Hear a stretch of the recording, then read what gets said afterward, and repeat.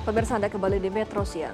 Hampir 2 tahun pasca atap SD Negeri Kebayoran Lama Selatan 09 Jakarta Selatan ambruk, hingga kini gedung sekolah tersebut masih belum dapat digunakan. Akibatnya ratusan siswa terpaksa menumpang belajar di sekolah tetangga sambil menunggu proses pembangunan kembali. Lalu bagaimana kondisi terkini sekolah tersebut dan apa komitmen dari pemerintah? Berikut laporan jurnalis Metro TV Tia Iskandar dan juru kamera Wildan Aulia. Untuk informasi selengkapnya, tunggu apa lagi bersama Kata Oma.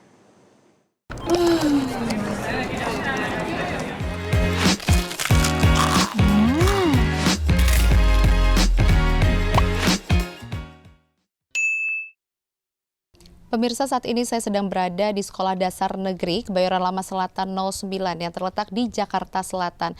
Dan jika dilihat di sekeliling saya, ini nampak bangunan sekolah yang terlihat berantakan akibat insiden ambruknya atap sekolah ini pada November 2024 yang lalu.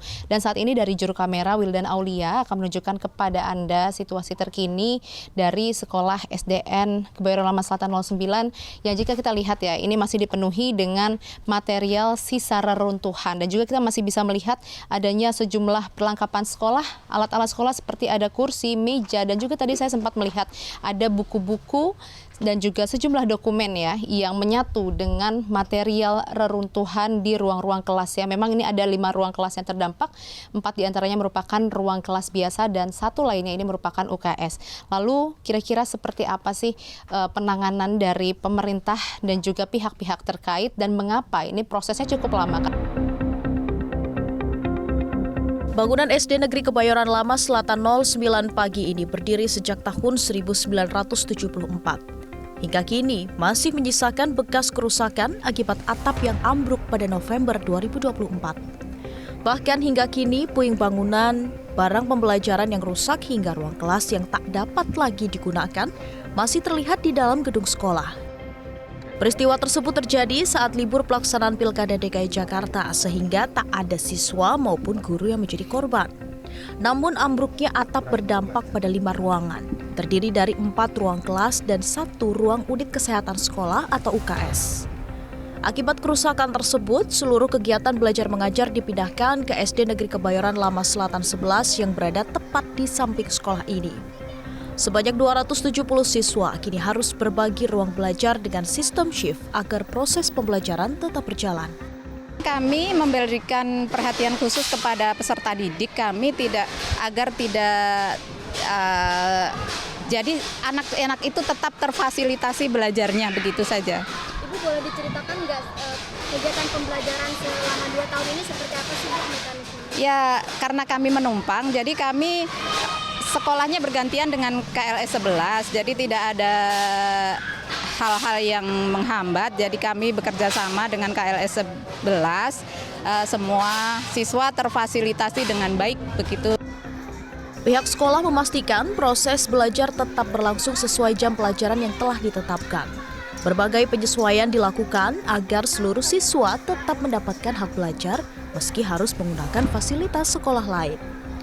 Meski ternyata orang tua siswa mengaku prihatin karena sekolah yang tak kunjung diperbaiki ini mempengaruhi kondisi siswa dalam mengenyam ilmu. Ya sebetulnya kasihan, soalnya kan terbiasa di sekolah yang lama tuh 09 terus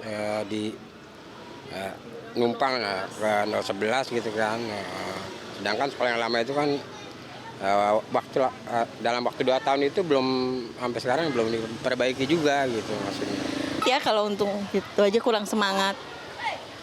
Terus juga kira-kira aktivitas masuk siang ini dan juga numpang ya Bu hampir 2 tahun di 011 ini, kondisi ini memengaruhi belajarnya nggak sih Bu? Mempengaruhi lah. Kayak gimana itu Bu? Jadi kalau masuk siang itu kan jadi pulang sekolah langsung capek ya gitu. Terus nggak bisa les atau apa kegiatan yang lain gitu.